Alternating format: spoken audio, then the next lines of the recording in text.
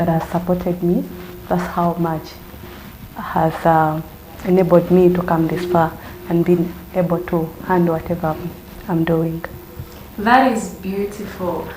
I've learned that in this life that it is very, very vital to have friends, because friendships build us. They don't only actually build us, but they hold us down even in moments that we cannot do anything. Friends are the people that will come through when you are really down, when you are up, when you're thinking of nothing or everything. Friends are the people that will put you together. So I'm happy to be having friends here and lawyers, of course. But let us start with your personal journey, Tracy. What inspired you to pursue your career, and what were the biggest challenges you faced as a woman starting up? Thank you for the beautiful question. First and foremost, in regard to law, my biggest inspiration was money.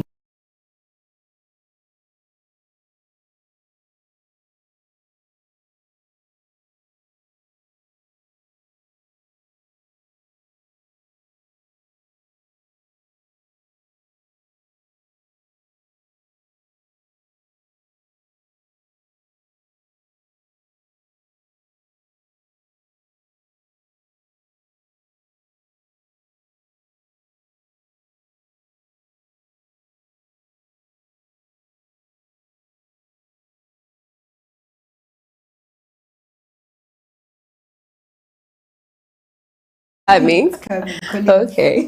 Yes. But in regard to the other things that I do, that is the mental health advocacy, the career guidance, the entrepreneurship, I'll speak to career guidance first, since it is our main topic for today. What inspired me to get into career guidance is because I realized that, or we realized that there's a gap between what we're taught in school vis-a-vis what actually happens in the field. The field requires skills, hands-on, extra certifications, and the career guidance that is being given in schools, in my opinion, a lot of it is quite outdated. Yeah. It's all about pursue being a lawyer. Times have changed. There's AI. So me and Vera are the fresh look to career guidance, fresh touch, that Gen Z that bridge what is in the field vis-a-vis the kids that are coming up into the field. Actually, the education system of Uganda has changed a bit, whereby now students are given opportunities to come up with something practical, and they are also marked according to what they are able to bring on board. What do you think about that? I think it's very brilliant. We have interacted with a number of students in the different outreaches that we do in schools. And I would really commend the Ministry of Education for coming up with such beautiful reforms that are helping the students. One of the things that I realized about the new educational structure is its ability to train the kids to be analytical. Yeah, they're able to build the skill of analytical thinking and creativity, which two things are very important for the job market right now and for one to be able to stand out. So I do really commend it. What me and Vera do is to complement by then being the people that are outside or in the market, coming back to the students to tell them it is possible. These are the skills you need to add on. This is the direction that you take. I actually recommend that with this particular type of education, we want to create more of job creators than job seekers, because we have people with very, very brilliant ideas, but they are not able to put it out there. They are not able to start up something just because they have not been in the field. So if it becomes more and more practical, we're actually creating more job creators than job seekers, and that is a bright future for Uganda. Looking at the levels of unemployment that are flying here and there. What do you have to say, Vera, about that? What do you have to say about your personal journey? About my personal journey, wow, it has been a journey, and it's still actually a journey. Yeah. Becoming a lawyer, I would say those that have done law, it's not an easy journey. There are ups and downs here and there. But They actually tell us if you are to become a lawyer, be ready to read. Eh? Be ready to read. Trust nice. Me, I'm not good at winter. Do you guys do winter? do we do it? Yes, when you're reading, you know, when you wake up at 3 in the night and then you start, you do that? Towards exams, yes. Okay, towards exams. Okay, that's new. But tell us, what inspired you there? What inspired me, I would say, when I decided to do law, I thought that was the only thing I could do. My father wanted me to do accounts. I couldn't handle money and accounting and math and all that. That was a lot for me at the time, so I decided, let me take this path. Taking it, it wasn't an easy one, I would say. It was tricky here and there, but like I said at first, we have friends, and friends have been there.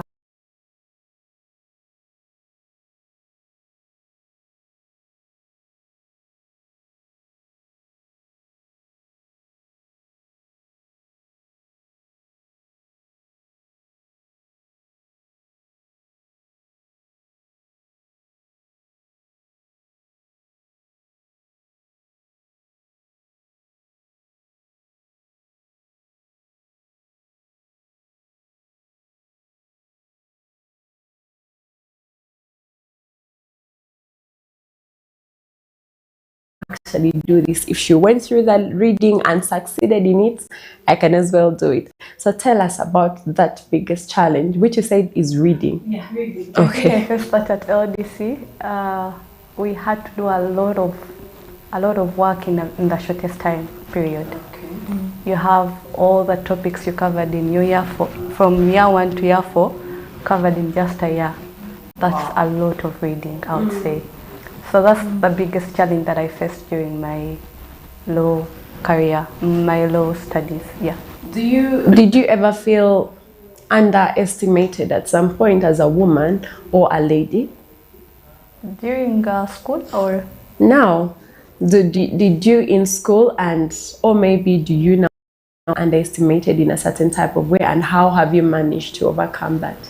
Well, I have seen that in the field, in the workspace. People tend to want to work more with the men because they think women do not know much like men actually do know. So, however, the fact that I work most with men, I tend to learn from them a few things here and there, a few tactics on how they can convince clients and all that. So that has actually helped me in my journey as a lawyer. What I'm learning from you is you might have a challenge at hand, but then you decide to use it as a strength. Yes. For example, you are using the men around you to actually learn Yes. how best you can handle, and with time it's going to be your strength. Yeah. And Tracy, what is the challenge, the biggest challenge that you have faced in school and also in the workplace? Like Vera said, there's that underestimation that as a lady you're probably not good at advocating or lawyering. As a lady in a workspace, you need to work twice as much to prove that you're good for the job. Really? Yes, even when it comes to getting clients, just being able to prove to a client that I can actually help you, prosecute the case or cut that deal. Most of the time what happens is that a male lawyer has to recommend you. You need to have been under a male lawyer. But if it's just a lady reaching out to particular people within society, they'll second guess, be like, but can you really do it? Yeah, so that's the biggest challenge.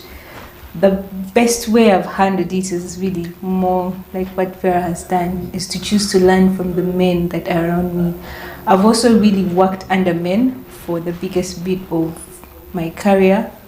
So I try as much as I can to learn from the men that, have mentored me to figure out a few tricks here and there to better myself in my career.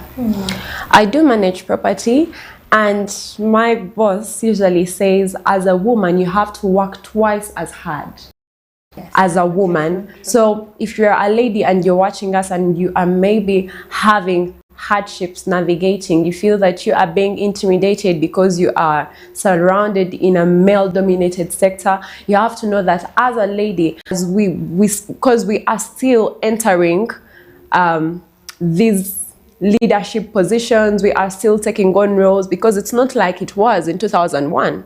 Now we are in 2025 and we have very many ladies in leadership. We have ladies in science, STEM, the things that we were never thought that we would actually handle. Yes. But as a lady, wherever you are, you have to know that you have to work twice as hard. And as you go on and go on, know that you might not be appreciated today, but you will be appreciated tomorrow. And definitely the people that are coming to follow into your footsteps are people that are going to have been inspired by the journey that you're taking on now. So who has supported you most in your journey? Who has supported me most? For me, it has been family, my big sister. She has been there every step of the way. Shout out to her. Shout out to Titi. Titi, we say hi. Thank you for supporting Tracy. Yes. She has believed in me. The most important thing I think for everyone is someone believing in the dream that you carry. Yeah. If a close family member or family in general can believe in that, especially at the grassroots, it's really very important. And for me, my big sister has been that. She's been there to cheer me on every single step of the way. The other person that has really been very helpful has been Vera. In a lot of the things that we do, we literally hold each other. I think you've seen it being said that as ladies, we are better off working as a team than against each other. True. Yes, so for me, Vera has been of great help in my career. She has been of great help in my career and in building a whole lot of the things that we built. For example, Wioboke, we continue to build it together, holding each other's hands. Yes, without forgetting, how can I forget the most important man in my life? Yes. Who? My father. Oh, yeah. He's a true hero. Yes, he has been very, very instrumental in my career. Every single step of the way, supporting in every single way that he can. We shout out to everyone that has been with these ladies. We heard from Vera that she has a friend that has held her down even in times that she almost gave up. And very many women watching us tonight, you may be the start of your journey, but do not give up, because you are inspiring very many generations, and we aim to become the future that we want to see. Yes. Maybe we are going to go in for a short commercial break, and then we shall be right back.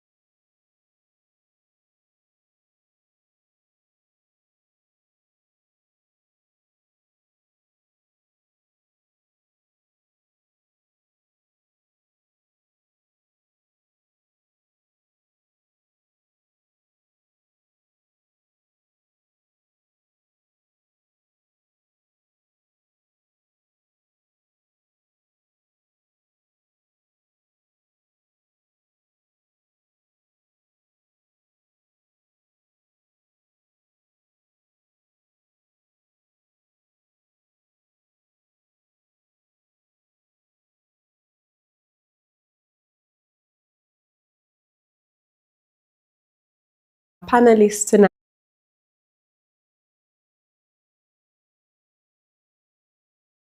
Challenges that they faced and the people that have held them down, and we really applaud them. I'd love to still wish you a happy International Women's Day. After all, it happens once, and I'm going to utilize it as much as possible. So moving forward, I'd love to ask you, Tracy, what do you think about the workplaces that we actually work from?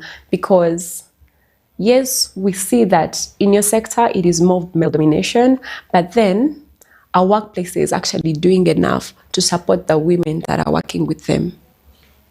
Thank you so much for that. I think workplaces are doing their best. Okay. It's really a case-to-case basis, depending on the type of space that one is in. Which senior lawyer are you working under? Which law firm are you working under? If it's an organization, which organization are you working with? The policies and the cultures really do a lot when it comes to how much a workspace or a workplace is doing. For the spaces I have been in, they are truly doing well. However, I have heard of spaces where there is less that is being done to create room and space for ladies, where spaces are more toxic, especially for a lady, where they would, be less understanding in particular circumstances, or ladies are sidelined, because men or boys are perceived to be better. I've been interviewed at a point in my early days of really getting into the law career, and I was asked, but can you do these things? Can you move around? Can you go to court? Because you're a girl, can you really do this? And I was like, yes. Like, what would hinder me from serving documents? What would hinder me from, going to court and speaking for myself? I can do it, yeah? So there are those biases, but nonetheless, I think it goes back to the type of space that a person is in, who is employing, and the culture that has been created around the space. What do you think, Vera? Like Tracy has said, workplaces have actually tried to create an inclusive environment for the women. However, I think it's also our job on our side to actually show these people we need to challenge ourselves that we can actually work in those environments. Because in places you can go in a place and they ask you, can you really do A and B and C? Because why? They think you're very soft, you cannot run around here and there. Yet in actual sense you can. So I think it's incumbent on us, the women, to actually show these men that we can actually work. But then where does it come from? Because I know of women judges, that there are women like in your sector that have actually outgrown. They are judges, they've done all this work. We see them representing here and there. We have Judge Bukira from Luwero. So why do you think this is like this? Because they chose to step out of their comfort zones. They chose to show the other gender, they can actually become like them. So I would say they chose to step out of their comfort zone, and I would advise all the women to step out of their comfort zone. Yes, it's really about time that we step out of our comfort zones and also show that we can actually do the work, because sometimes women are delegated to do things. Okay, not only women, people are delegated to do things and they actually drop the ball. So people cannot trust you if when you are delegated, you keep on dropping the ball. You need to do the work. If you are given the work, you need to show up when you are. I'm a woman. I don't think I'll handle that. If in case you want to be a woman and stay a lady, then it is very okay. Personally, I love simple life. I love to chill. I love to have, yes, I'm a soft girly. My friends know that very, very well. They know it very, very well that I love comfort. I love, good things. But also when it comes to work, you need to show up and show out. You need to do that job. Because if you're a softie, but you can also do the work that they have assigned you to do. That is very true. And actually, our organizations helping, or how can organizations come through to also implement? You said we need policies that actually work, policies that help ladies in workspaces. Do you feel organizations are doing that, or how can they actually do that? Well, in my experience, most organizations actually do have policies that are very female inclusive. You will find that when they put out a call for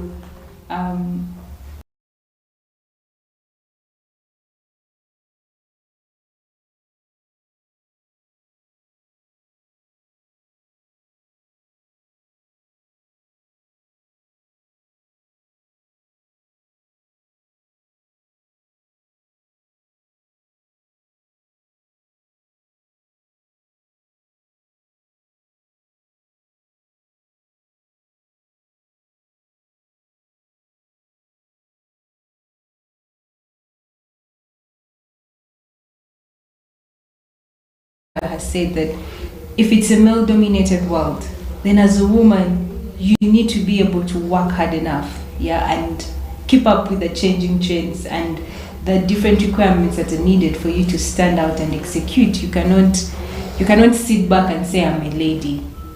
I cannot be seen on a border going to serve because I'm a lady. No. Do the thing that is needed to actually execute. Do ladies do that in this economy? Well, in the legal field, yes, you have to. Because, think about it. You're my client. You've given me a case. Yes. I have filed in court.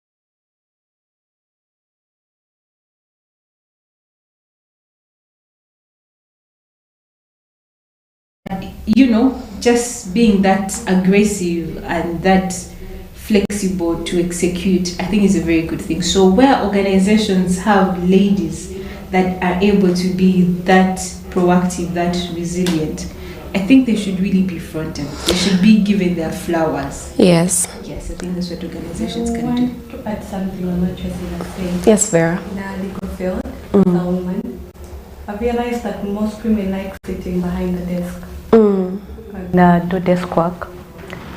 The reason as to why men have more clients than us is because we choose to sit behind the desk. They are proactive.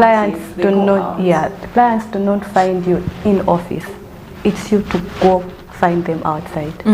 Clients are outside in the field. So the more you put yourself out there, the more clients you actually get, and the more opportunities.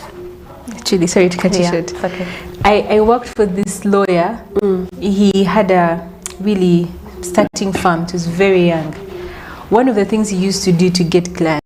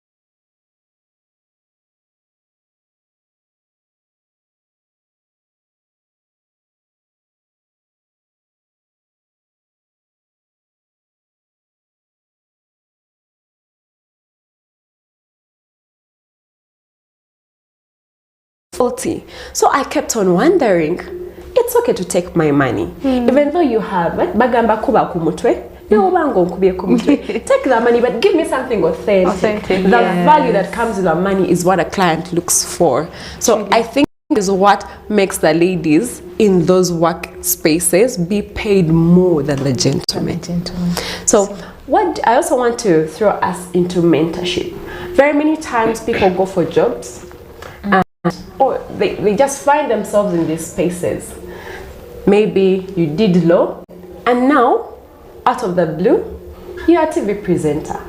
Maybe you did accounting, but then out of the blue, you are selling phones in town. So what do you have to say about mentorship in career, like in our career development journey? The first thing I would say about mentorship is something a lady I respect to date told me. She said mentorship can be in very many forms. Sure. Mentorship does not necessarily have to look like there's a superior in your workspace and you go to them and you ask them for mentorship. She said mentorship can look like you seeing an individual in society. I could look at Flavia Tumsime, for example, and say, I love how Flavia carries herself. I love how she speaks. I love how she's been able to build her career, and choose to study how she does her things. How does she speak? And make sure I try to imitate so that I can eventually speak like her. If I love how she carries herself, maybe I start to learn her style. So what that particular person was basically trying to say is that mentorship can be found in very many places.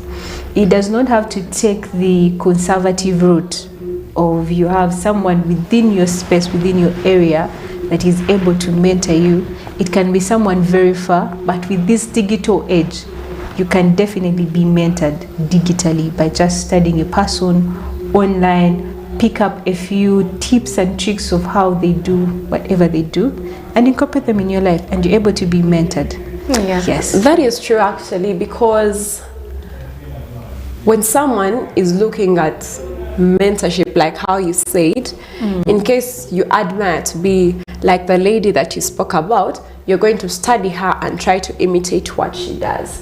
Yes. What other sorts of mentorship can people take on in their career development journeys? Oh, well, I have this to say, you cannot have a level 1 mindset and want to achieve level 10 results. For you to want to achieve level 10 results, you have to act like a person whose mindset is on level 10. True. Yeah, so it all starts with our mindset. You can have mentorship, yes, but if your mindset is totally on level 1, you'll still remain where your mindset is at. That is a mistake that very many people do. You want to climb 5 stairs, or you want to be someone in 5 years.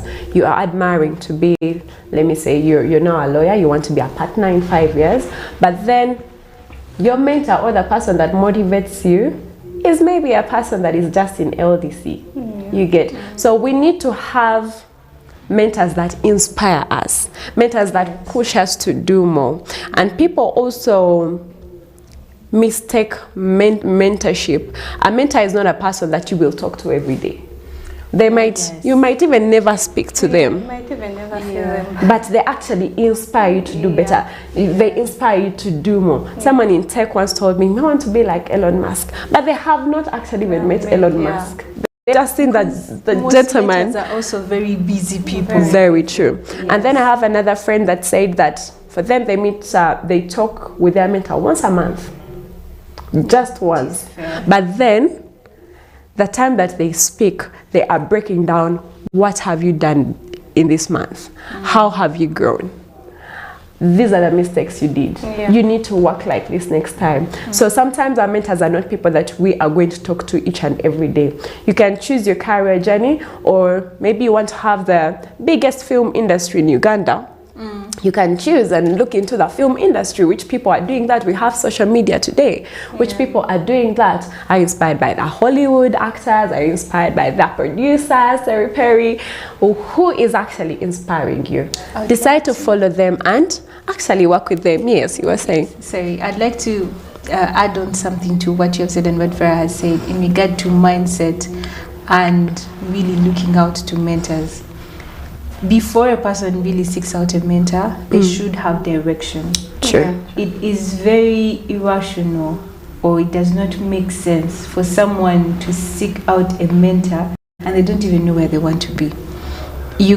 I cannot say I'm looking for a mentor and I don't even know whether I want to be a lawyer or an engineer or I want to be downtown doing business. But you know, sometimes people don't even know where they want to be. So that is How do we guide, as a coach, how would you guide a person that does not know where to be? They want to be somewhere, but they haven't navigated life.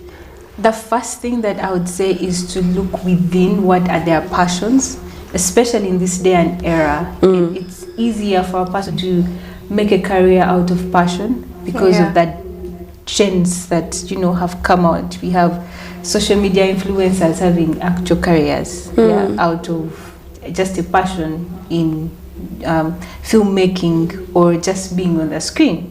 So the first thing is to really look within what is your passion. How can I monetize the passion? That is the first place to look at. But also often in our lives we have people that we admire. Sometimes they're icons, or sometimes it could be for example, one of the reasons that's why I became a lawyer is because in my neighborhood we had this guy who they referred to as lawyer, and they used to say he has a lot of money and he's very respected. So that became your inspiration. That became my inspiration. It may look small and quite far-fetched, but that's where I got my direction. When I looked at that and what they had to say about them, it resonated with what I want to identify with. So you could first look within and figure out what's my passion, or you can just look around you. Who is living a life that I want? I actually also want to add on what Tracy has said. Yes. By becoming a lawyer, I did not look within myself. Okay. I got it. Most of my siblings are lawyers. So I would say I picked a leaf from what they were doing. That's why I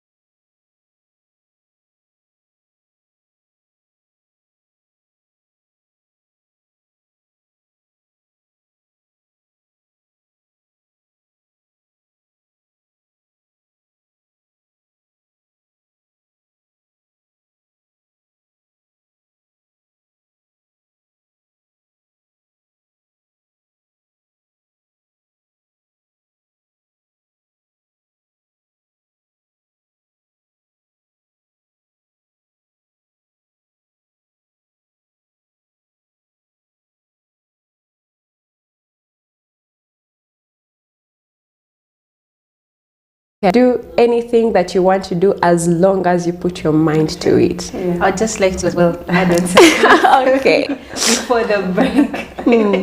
I am a strong advocate, and if there's anything I believe in right now, it is being the renaissance type of a woman. Renaissance in the sense that you're able to be multi-talented within the different types of passions that you have. That is true. Take for example, I am a lawyer, a mental health advocate, I'm an entrepreneur. You know, I do a lot of things. It is possible to pursue passions vis-a-vis a career or professional life. So go for it. Let's go for a commercial break and we'll be right back.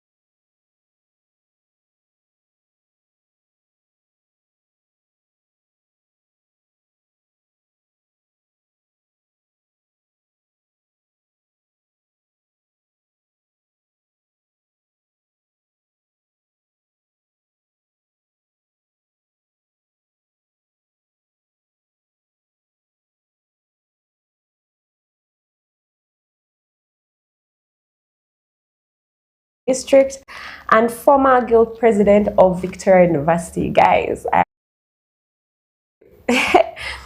Kata brings extensive leadership experience and a strong passion for advocating for quality education and healthcare, promoting social justice and civic education, empowering and mentoring the girl child. Let us have it from Kata telling us about herself briefly and of course about development of careers for women. Hi Kata. Hi, Aubrey. How are you today? You're welcome to the show. Thank you so much. So tell us. I am very delighted to be here today, especially on such a fateful day, the celebration of the International Women's Day, which is not just a celebration of the women in the world, but of their dynamic impact that they have kept on putting across from to there in one way or the other. So we celebrate all the women out there, not just these beautiful ladies that are here on the show today, but everyone watching us, every gentleman who has been raised by a superwoman. We want to wish you happy Women's Day. My name, like you said, is Kata Jorin Chimuli. I am from Luweero.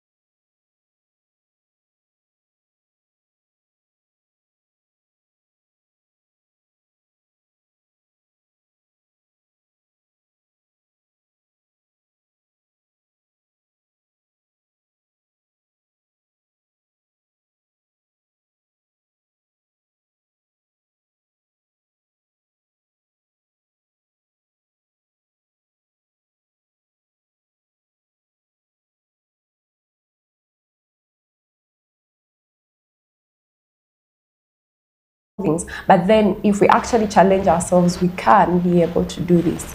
So driving you back to our conversation, now we want to look at a phrase that is usually put out: women supporting women.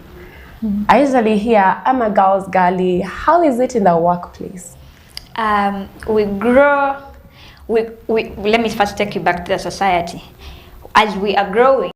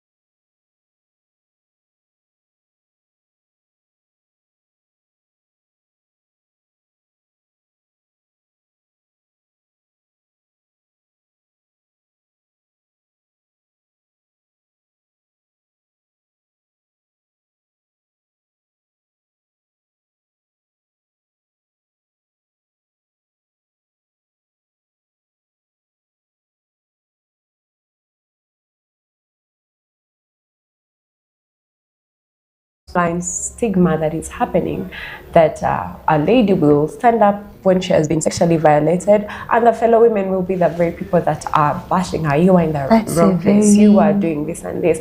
And when it comes to our work environments, be it that we are women. One thing I want to put across, and I want this to sink in very clearly, it is a woman that will honestly understand another woman's struggles, because we can relate. We are all women.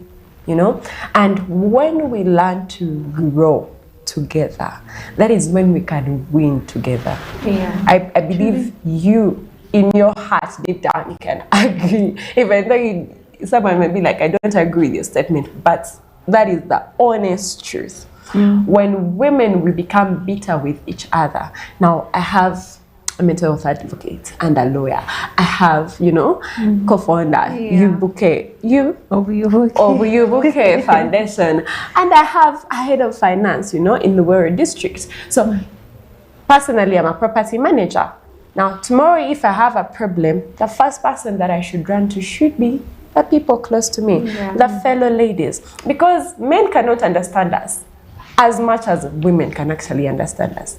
It is if it's a percentage, it's like 0.1% out of the men that we have in society that will actually understand these women. So it goes back to you guys. Kata, have you had situations, you told us that you were standing against a huge, tall gentleman. I would love to see that gentleman, the way you described him. What do you have to say? Have you been in a situation when a fellow woman was trying to put you down, and how did you handle it? Yeah, actually, that is the most common of the situations.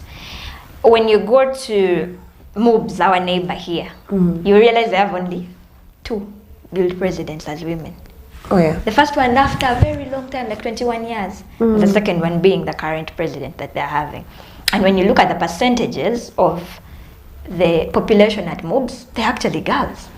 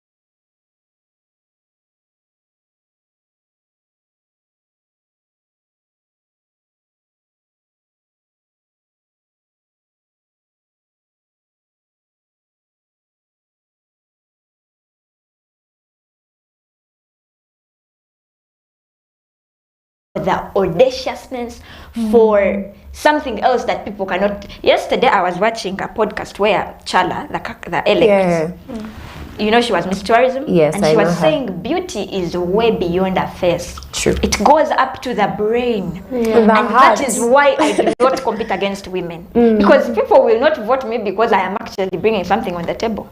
And everyone will assume they have voted me because of my looks. Yet when I actually compete with a man and I tell you the man is huge, the man is bold, the man is what? Be like, what did you give those voters? True. I had to go down. So when was that a fellow woman, you saw a woman fighting you, but you thought, okay, we should work together? We went to an example. I said, someone watching us today can relate and better know how to handle a situation like that. These are not experiences that I have lived personally, but I have seen them and I said I have to avoid them. Situations where women want to, when I am seated next to you, I want to show that, oh, I am way better than you. It happens a lot. I mean, we can all shine. Sure. The universe is so big for us to shine. There is so much fish in the lake for all of us to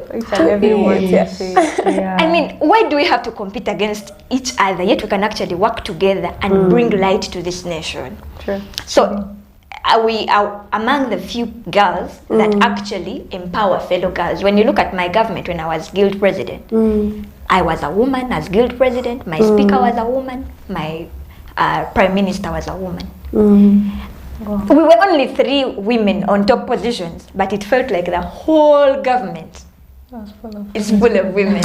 Right now, as I speak, in Luere district, in this youth election positions that we're having, in my sub-county where I come from, Wobblands, it's called Wobblands.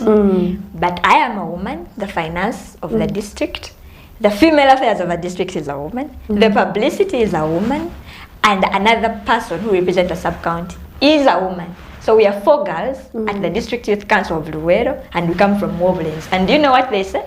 Wobblands should change the name and becomes Wobwala. I know. It actually makes sense when you say it.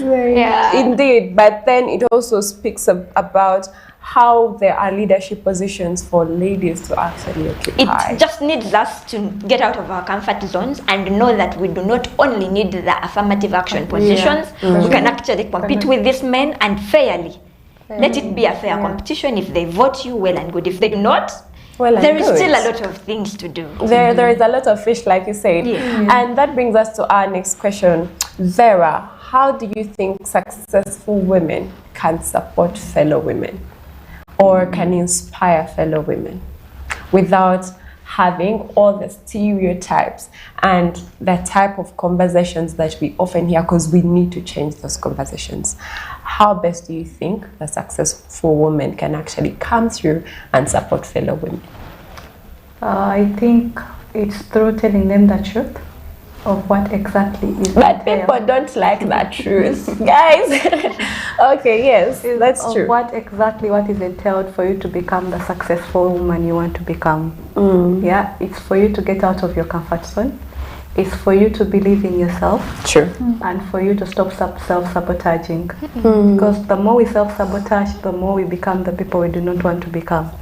True. Yeah, like I said earlier, you cannot want to be on level 10 when you're having a level 1 mindset. Yeah, so that's what I think. For context, you could tell us more about self-sabotage. Self-sabotage. For example, you believe, okay, you want to get out there and probably do public speaking or do a particular job, but however, because of your inner self, you keep on telling yourself you cannot do it, yet in actual sense you can. Actually, for self-sabotage, I'll use a personal example. I used to be told you're too tall.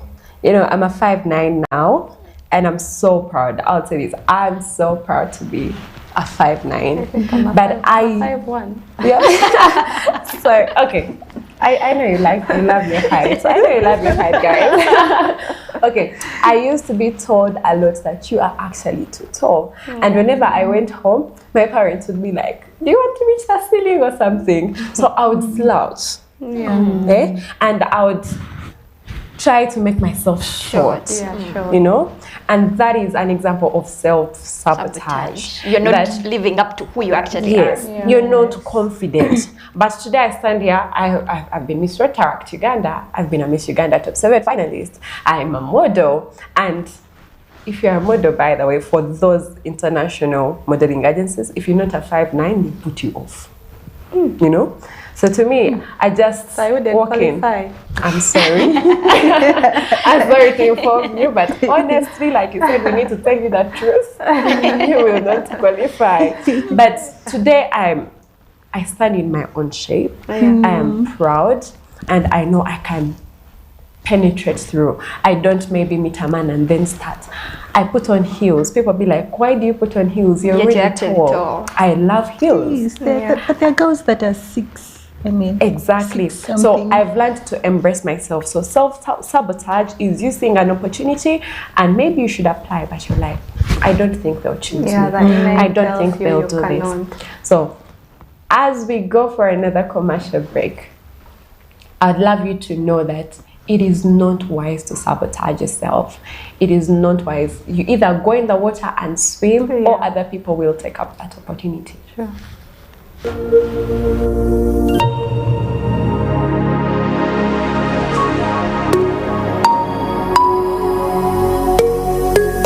TV1. See the difference.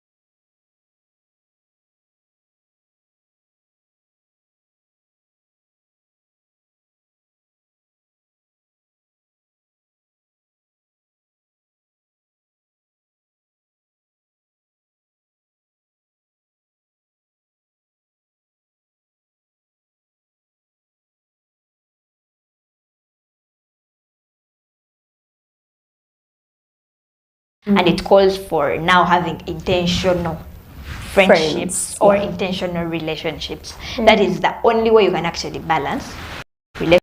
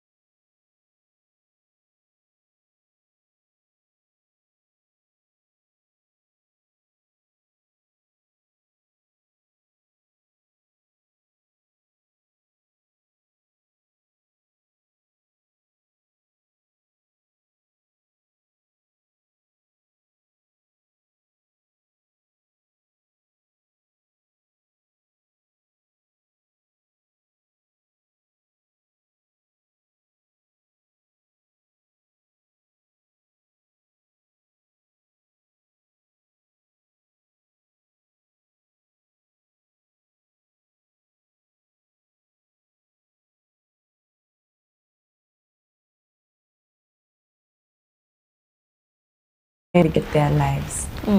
And I don't know if it's because of our upbringing, because even apart from childbirth, childbirth cannot be compared to anything else. Men don't even experience that.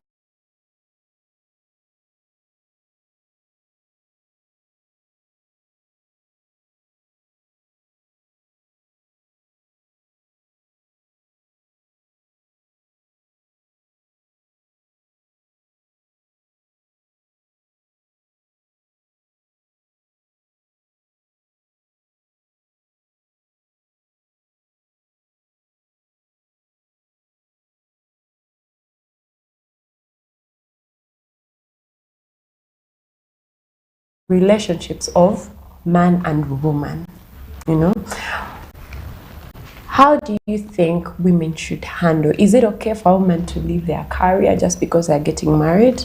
Is it okay? Or should there be agreements between the two parties? Because I also saw a post recently, was it like yesterday, that a man pays his wife $2,500 every year and about 1,500 for every childbirth. It was there. It was cute, really. But that is her payment being a stay-home mother. Do you think that is something that we should explore as women or not? Wow. There is this saying that before you choose a partner, first and foremost, what you have to have at the back of your mind is you will either choose a partner that will either build you or break you. True. So before we choose those partners, first ask yourself, do you think that person is going to support your dreams as a person?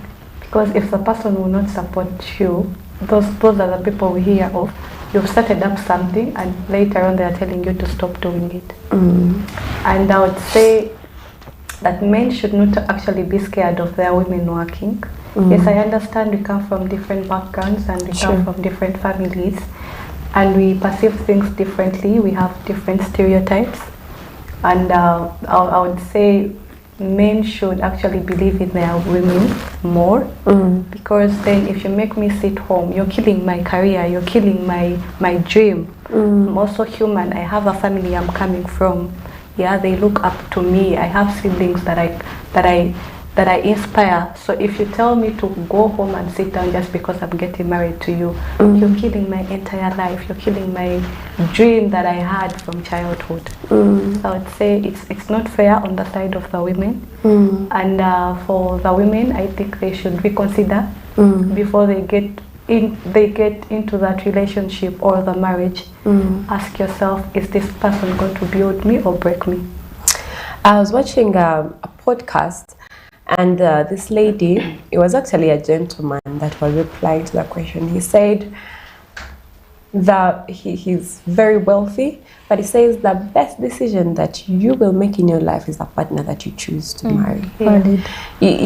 That was his advice for anyone that wants to be successful. You can imagine. So that means, as you have said, a partner will either break you or make you. So we better be wise as ladies. Today, you know, it's International Women's Day. Maybe you're in a relationship and you're not sure if you should be in that relationship. I actually want to add something. Yes. That most of the women want to be defined by the men that we are married to. Yet in actual sense, we shouldn't be defined by the men. You need to a person should define me by myself. I should be defined by my own self. Not you need by to have grounds. Yeah. Yes, that is actually very beautiful. You need to have grounds as a person. Yeah. You should not be defined because, okay, you're married to the Prince of Uganda. You are married. Like you have nothing to add to your title. To your title. Yeah, you have no title at all. Thank you, sir. Anyone wants? Yes. I have something to say. There's someone who once said, losing my train of thought. Somebody once said that as a lady, do not let your validation come from the partner that you have. You should be able to stand in who you are. You should be able to still have your dreams and still be in a relationship. It is possible. However, I think it all starts off at a point of choosing partners, like Vera was trying to share. In my opinion, it's very important for a lady to date within her tax bracket. Tell us about that. Very unpopular opinion. And our friend Vivian normally calls it locus. But locus. But we need to understand. We want to understand the tax is that bracket. Please tax bracket first and foremost in terms of finances. That is tax bracket. But to expound it more, locus in terms of are they equipped with the skills and the exposure and the ability to date a lady that carries what you carry? For a lady who is an overachiever, we have a lady who is in politics. If she found herself, God forbid, if she found herself with a person that has never ever dated or been surrounded or been exposed to women that are in leadership, that are in power, ladies that are proactive, that make decisions on tables, that influence policy, they won't know how to handle a lady like her. They'll feel challenged. Actually, I've come across, just to cut you short, I've come across men who would like to shoot their shot on me, and they tell me, but you will have to quit politics because I'll give you that much that you are looking for in politics. And they forget that I am not in politics because I want money. Exactly. This is something I desire. It is just me. It's your passion. It is passion. I'm passionate driven. I want to call it a calling because even when I try to shy away from leadership, not necessarily politics, it still comes up for me. It looks for you. So this is something I cannot avoid. Now, if you're telling me, how much are you earning as the finance secretary? I want to give you all that. Please quit. I look at this gentleman and be like, really? There's so many men who do that. There's so many men, I think, whose egos really thrive of putting down very brilliant ladies. They fear their women being exposed. How can they always go for those very ladies? That's the thing that really always baffles me. Like, how do you want a lady like yourself, like you're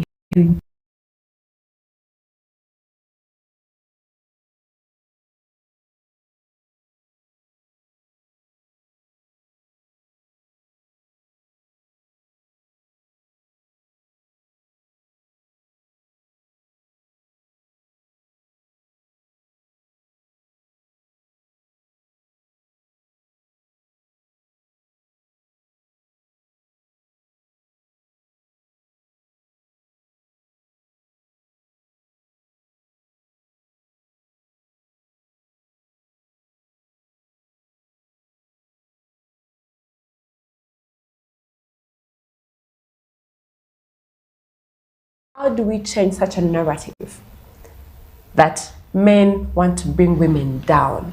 How do we change such a narrative? Should we have standards as women, or should also the nurturing of men by their mothers or their parents or caretakers change? What do you think? I am so strong on it. On the nurturing bit? On the nurturing bit. Truly, and to everyone who is listening, to a mother who is listening, it all starts at home. The old saying says charity starts at home. Yeah. If as a mother you do not encourage your male child to pursue greatness, to be proactive, you will realize men that are that are well exposed, men that are taking up big positions of leadership, do not often want ladies that are doing nothing. Sure. They want a lady who is proactive. If a lady dates such a man, they will encourage them, like, go for it. If it's education, they would encourage the lady, do more. So the mother, the parents, encourage your children to actually pursue big goals, to be proactive, to make the money, to stand out in society. Because when they do, they will not be threatened by a lady's brilliance. Sure. They will actually be attracted to such ladies because it complements their masculinity and their manhood. It starts off from there. And then for the ladies, we need to have standards. Let the bar not be so low that it cannot be seen. Like, have standards. Tracy, I would want to interject. Yes. On the part of the men that are in the same locus, like you said earlier, those are the very men that actually put those women that are in the same locus with down. Yeah, most of the time. So what do you have to say about it? Because in regards to that, for example, you see a lawyer, they have dated, you are a lawyer.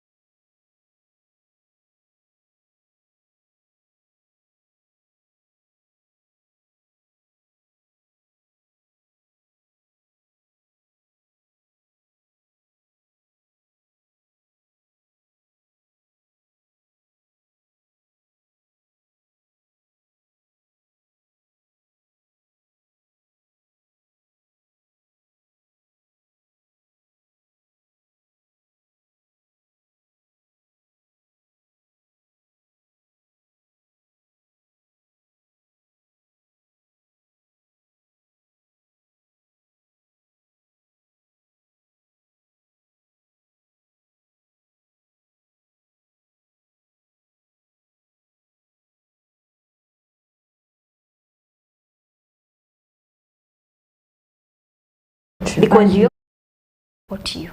Your friend will not see you as a challenge or will not see you as a threat. Yes. They will actually see you thrive, shine, and they'll be very proud of you because you are their friend.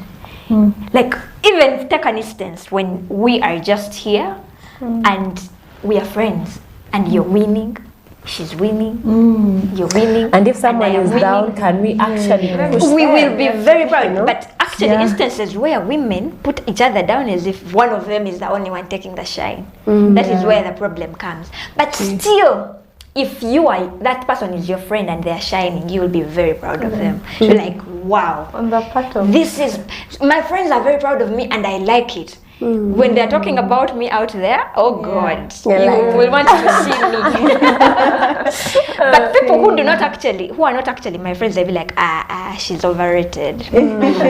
Because they don't know you. We are not friends. Even when they know me, we are not friends. And but also, someone you're friends with, an intentional They'll friendship want that you I was to talking shine, about, they want you to shine because they know this is not a threat. When you shine, they also shine. when you're winning, we are we are all winning. winning. So it goes back to friendship and how we nurture our friendship and how we know how to differentiate who is actually a Our friend. friends. Because we have friends, we have colleagues, we have workmates, we have, we have the categories, we have partners that now those are the friends with benefits. But if this person is your friend, you can tell them anything. They can listen to you, you can listen to them. It is two-way, it is not forced. That is the kind of person you should look for.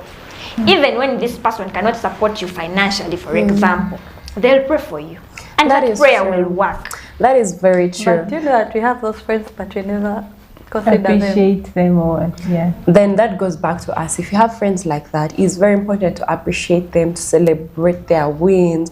Also, there is one thing that we rarely celebrate each other. We need to celebrate our wins. In case someone has gotten a new job, they're opening up a business, you know, buy them that bouquet of flowers.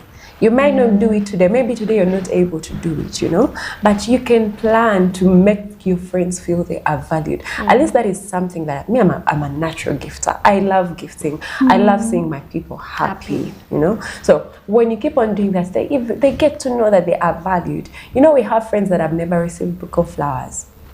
That person to buy them that bouquet. This year I haven't received them. And you have friends. You should send some. Hi, Kata's friends. We need bouquet. We need a bouquet of flowers, you know. But okay, to wrap all this up, I want us to talk about female bosses in work environments, because they also nurture us. They create our journeys in our careers, you know, female bosses. And I want this question to go to my neighbor Tracy here.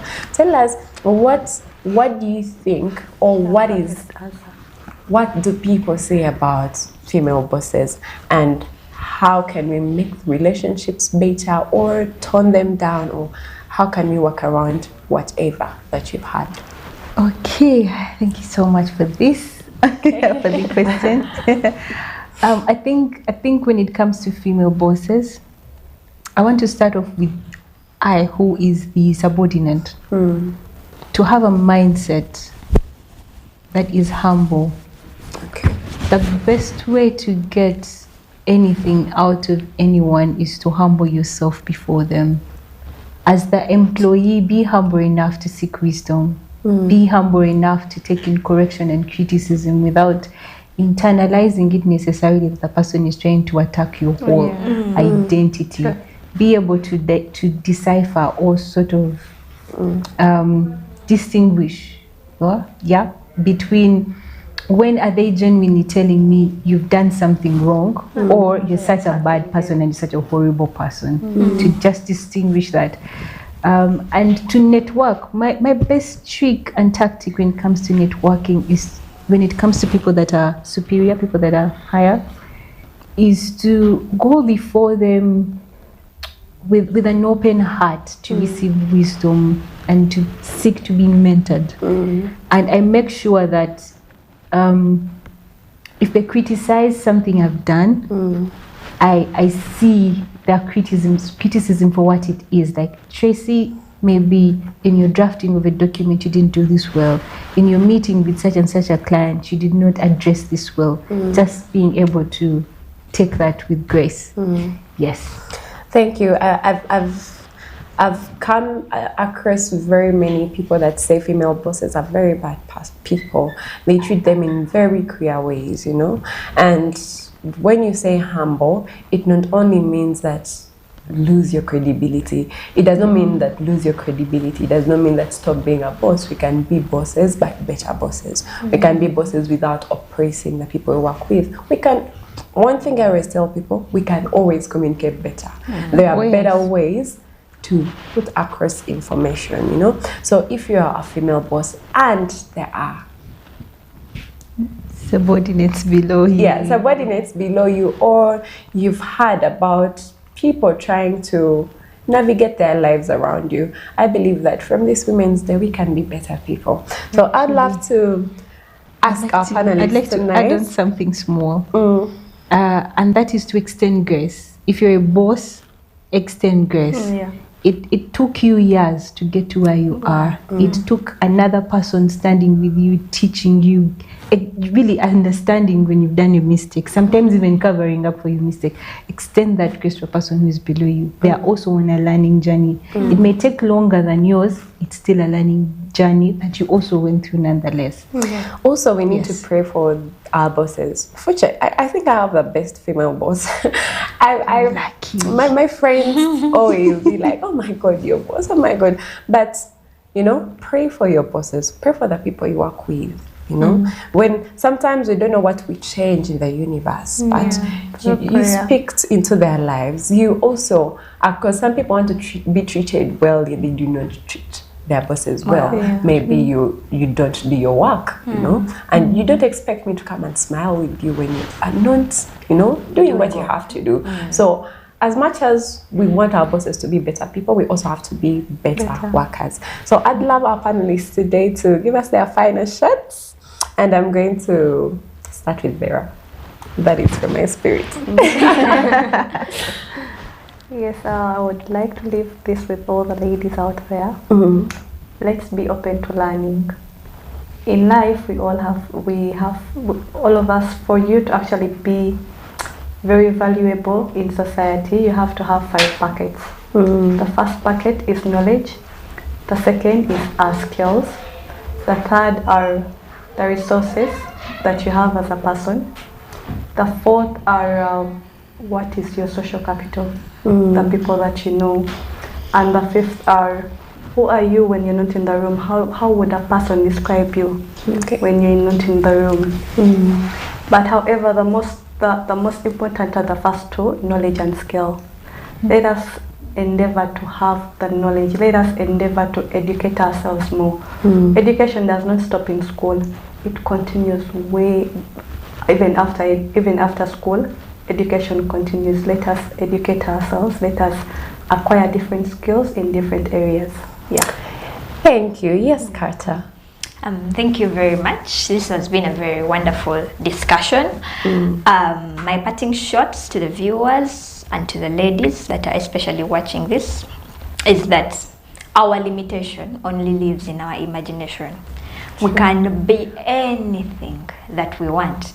We can be mothers, we can be nurses, we can be doctors, lawyers, we can be politicians, we can even be the president of this country. Sure. We only need to believe in ourselves and work towards achieving that dream. When I was running as guild president, my slogan was limitless possibilities, because I was competing against 4 men and the possibilities were really limitless. And everyone who had me speaking about how limitless we can be when we believe in something, they actually joined the agenda. So it goes up to who we are as persons, like Vera said. When you're not in the room where people are actually seeing you, who are you? And that is the person you should nurture to become who you want. You've seen people lately saying that, oh, dressing like the woman I want to be, even when I'm not yet there.